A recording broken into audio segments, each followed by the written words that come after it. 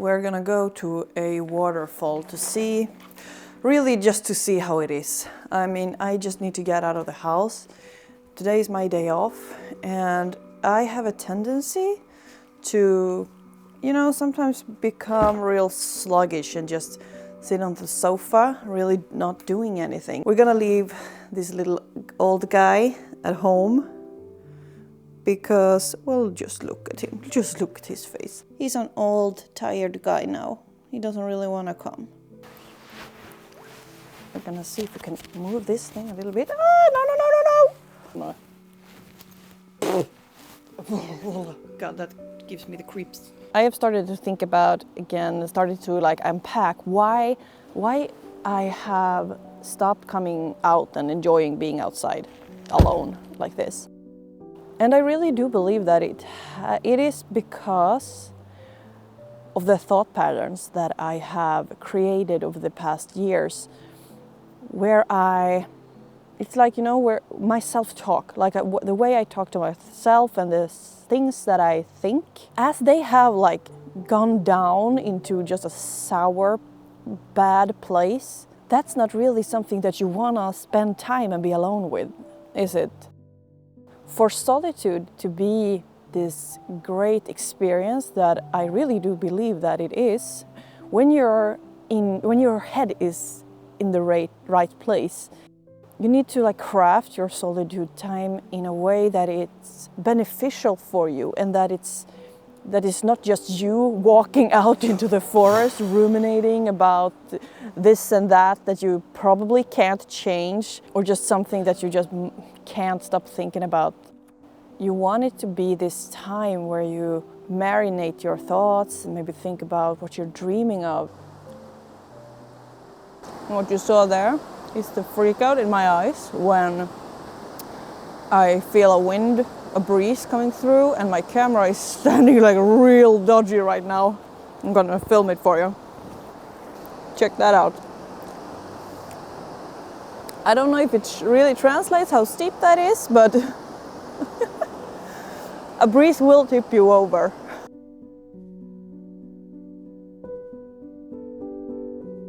I feel like when I think about these things and when I formulate these thoughts in my head, I feel really corny, but I can't really say it in any other way than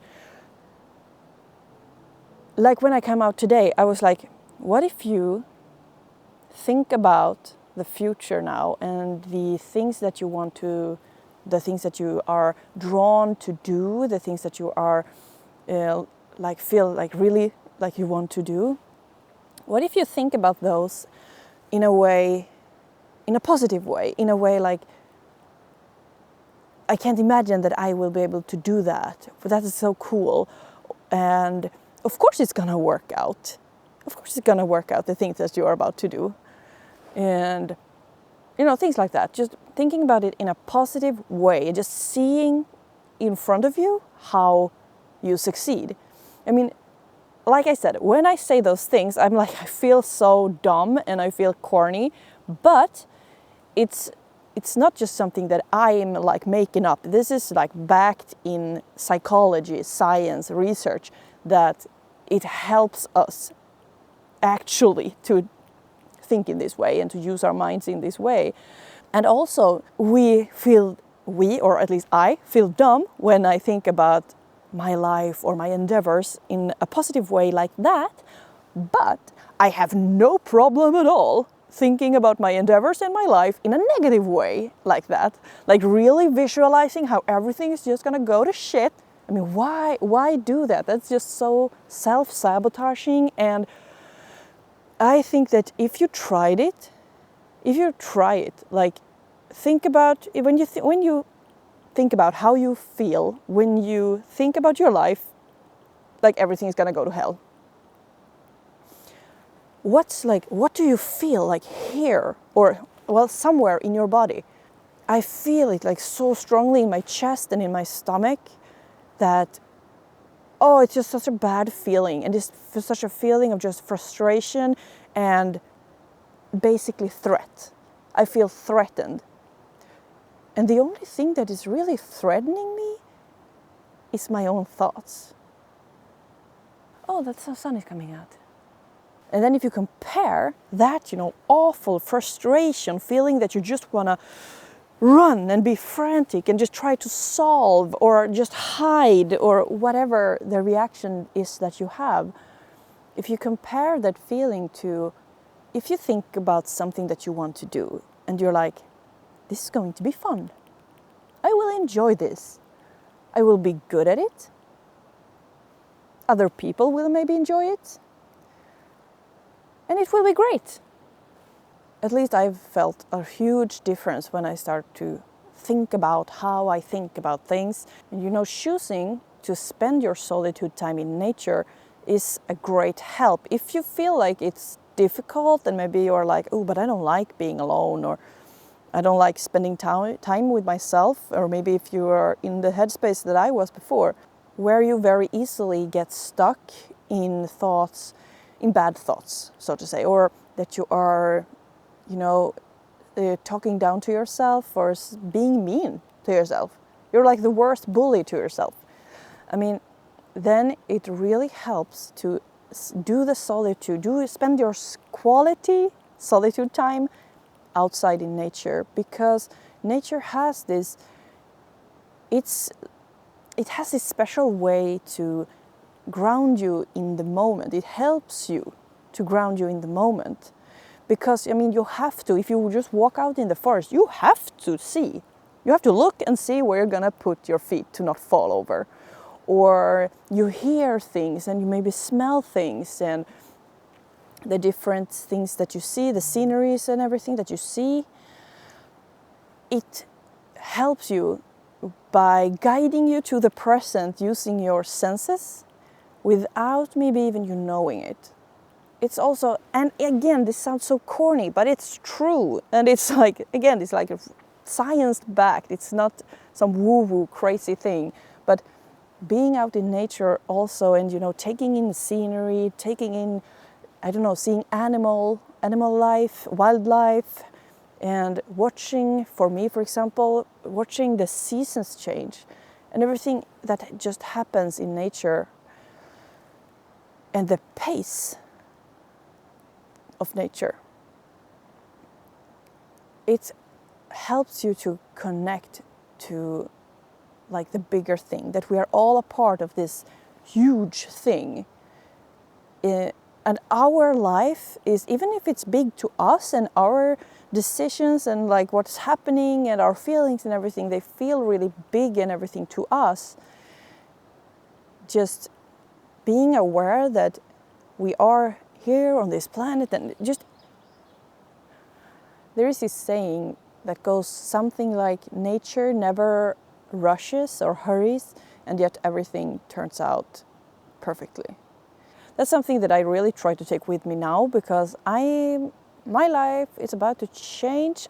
Not maybe a drastic change to many people, but there will be changes. And I will start working less, because I just feel like I need space. I need time and space. And so then you maybe wonder, then what are you gonna do? If you're not gonna work, what are you gonna do? That's the thing. I don't know. I don't know what I'm gonna do. I have no clue, and that freaks me out, which is also why I needed this solitude time and practicing thinking about this situation in a positive way, that you will solve it. Something will come to you. You will figure out what to do.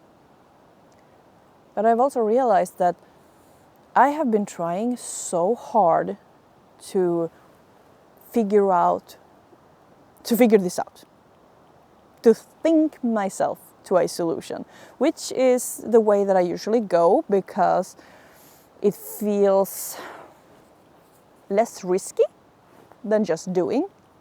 I have come to the realization that I don't think that I will be able to think myself out of this situation. I will have to try and go with what I feel is the right thing. And that's scary as hell to me, because I've never really been in that situation. I have, all through my life almost, I have had, this next thing that I know that I want to look into or start doing or something. This just like existing and being like in a void, that is completely new to me. And it's really, really scary. I have to put like a lot of faith in myself. So yeah, I don't know. I don't know what's gonna happen. I don't know what I'm gonna do, but I'm gonna start with working less, which has been a really scary decision to make. And during the process to get to the decision, I have also realized that through my life, I haven't really had a lot of agency in many like life decisions. I have instead just waited and lingered until something external has made the decision for me, or have like forced me to make a decision. Then it's not really my decision, it's made for me by someone else. For example, like breaking up with people, or with old boyfriends, or just getting out of relationships. Even when I have felt like, no, this isn't right for us, this is not going to work out in the long run. I have almost never, I can't even name one person, I think, that I have been the person or the one to end the relationship.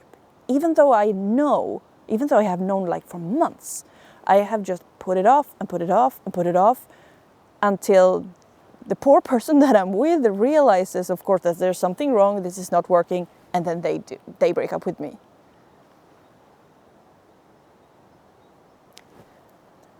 So that's like a behavioral pattern that I've really, really noticed, that has become so clear to me, that I keep on pushing until some external force makes me change direction.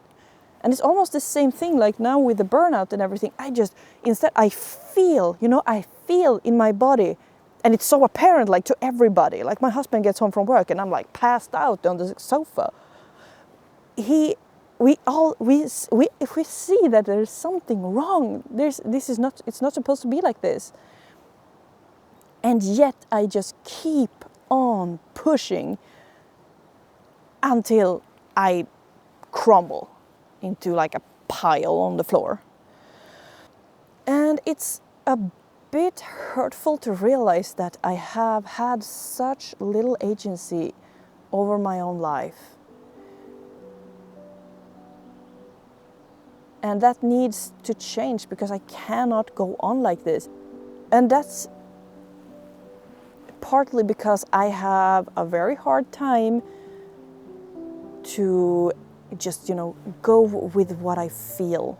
And I've been talking about this before, that, going with your emotions and acting on them, making decisions and everything, that has been something that just felt so irrational to me, which is also cute, because as you know, when I think about these things, I just go in circles, and I resonate with myself so much, and I just realize, like, oh, you think that is irrational? Oh, so you think that you acting on your emotions of staying in a relationship, staying in a job, staying in a whatever, you think that is irrational? You don't think that you are acting on emotions then? Oh God, I'm just such a dumb, cute human trying to live life, It's like, it's become so apparent how selective you are, like with your thoughts and how you think about things, and what is rational and logical and what is just emotional craziness. Oh.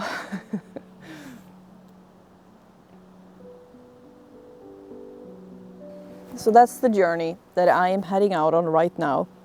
a journey of regaining agency of my life, practicing positive solitude time, and being the one to shift the direction of my life.